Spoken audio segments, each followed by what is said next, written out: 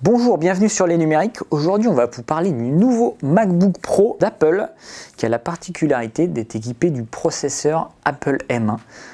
M pour Macintosh, on suppose. C'est le premier ordinateur portable équipé d'un processeur conçu par Apple, en fait. On sait qu'Apple conçoit déjà ses processeurs pour iPhone, iPad depuis plus de 10 ans, depuis la sortie de l'iPhone 4 avec l'Apple A4. Aujourd'hui, on est à l'Apple A14 sur les derniers iPhones, et là, ils viennent d'intégrer le premier processeur dans un ordinateur. Alors, petite déception, c'est que le design est exactement le même que l'ancien MacBook Pro. Il n'y a pas vraiment de nouveauté.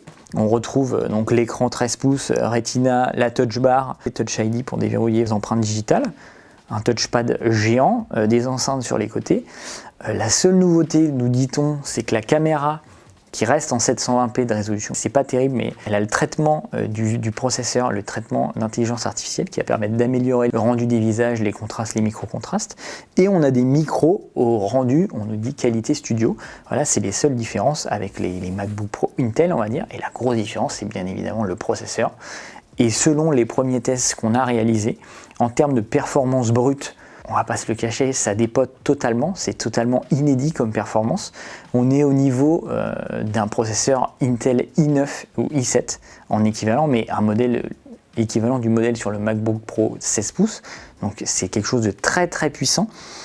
Nous, on s'est intéressé, ce qui nous a fait marrer au début, c'est de voir les performances en jeux vidéo, mais sur les anciens jeux, pas les jeux optimisés, parce qu'en fait, on passe sur une nouvelle architecture ARM.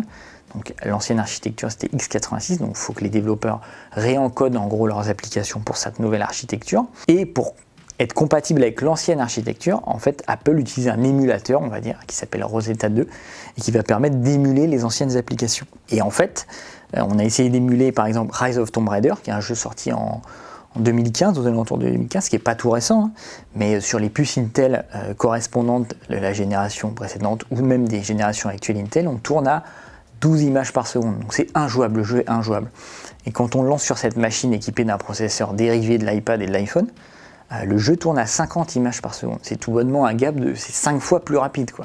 Donc on peut envisager de jouer à des jeux pas trop récents, mais on peut vraiment envisager de jouer et de se faire plaisir sur un ordinateur comme ça, alors que les versions Intel, c'était tout simplement impossible.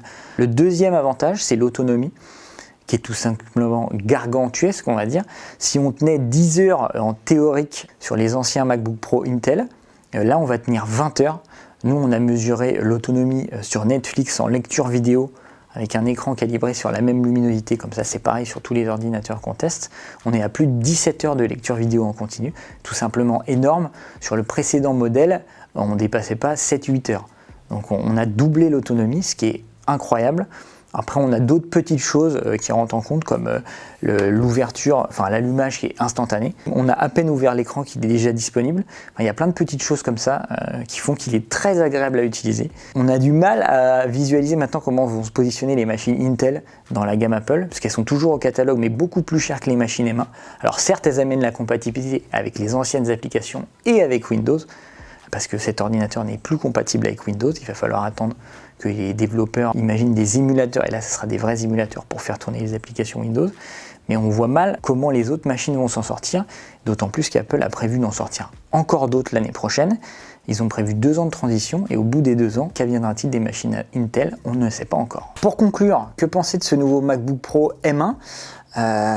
Que du bon, hein. On a repris tout l'ancien, on a rajouté un nouveau processeur qui met une raclée au modèle Intel, et en plus il est vendu moins cher parce que le modèle le moins cher va être à 1449 €. On aura un SSD de 256 Go, 8 Go de RAM. Pour passer à un SSD de 512 Go, il faudra mettre 1679 €.